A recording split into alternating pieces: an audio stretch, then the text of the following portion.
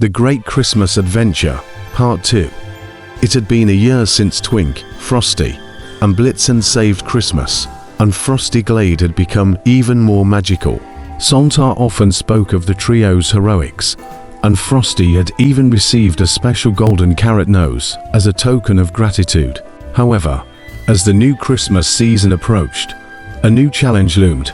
In a distant part of the North Pole, the ice crystal of Yuletide, a magical gem that powered Santa's sleigh and kept the workshop running, suddenly began to dim. Without it, the sleigh couldn't fly, and the North Pole's magic would fade. Santa called a meeting of his most trusted helpers. "We've faced challenges before, but this is unlike anything we've seen," Santa said gravely. "The ice crystal has always shone brightly. For it to fade now means something or someone must be tampering with it." Twink raised her hand. "What if it's the frost goblins? I've heard they've been causing trouble near the glacier peaks." Santa stroked his beard thoughtfully. "That's a possibility. But the glacier peaks are dangerous terrain. Who will venture there?" Without hesitation, Twink stepped forward. "I will, and I know just the team to help." Santa smiled. "Very well, Twink. Take Blitzen and Frosty with you. Together, I trust you'll find a way." The next morning, Twink, Blitzen, and Frosty set off toward the glacier peaks.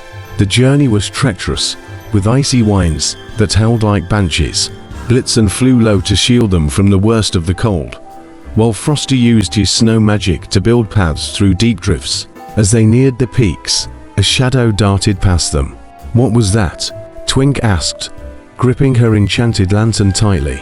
Before anyone could answer, a pack of frost goblins leapt from the shadows, their icy weapons gleaming. "Stay back!" Frosty roared, summoning a flurry of snow to block the goblins' advance. Twink swung her lantern, its warm glow scattering the goblins. Blitzen charged forward, his antlers glowing with golden magic, driving the goblins back. After a fierce battle, the goblins retreated, leaving behind a trail that led to their lair. Inside the lair, they found the frost goblins huddled around the ice crystal, its light flickering weakly. The goblin leader, a tiny but fierce creature with icicle-like armor, snarled as the trio approached. "You can't have it back," the goblin hissed. "Without the crystal, we'll freeze." Twink stepped forward, her voice calm but firm. "Why did you take it? You must know the damage it causes to the North Pole." The goblin leader looked down, his icy expression softening. "Our home has been colder than ever this year. The crystal's warmth is the only thing keeping us alive." Frosty nodded in understanding. "The cold has been harsher lately, hasn't it?" Twink thought for a moment. "What if we find another solution? The ice crystal is essential to the North Pole, but we can help you, too." Blitzen stepped forward. "I know where we can find a source of magical ice flowers that glow with warmth.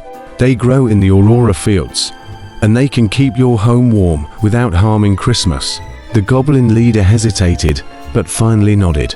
"If you promise to help, we'll return the crystal." With the ice crystal safely returned to the North Pole, the trio led the goblins to the Aurora fields.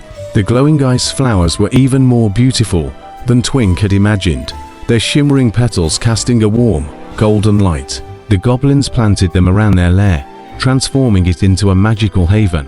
On Christmas Eve, Santa's sleigh flew higher and faster than ever, powered by the fully restored ice crystal. As the sleigh soared over Frosty Glade, Twink, Frosty, and Blitzen stood together, watching the magic unfold. "Another Christmas saved," Twink said with a grin. "And new friends made," Frosty added, thinking of the goblins and their glowing home. Blitzen nodded, his antlers catching the moonlight. "I wonder what next year's adventure will bring." Whatever it was, they knew they'd face it together, for when Christmas was in danger, there was no better team to call.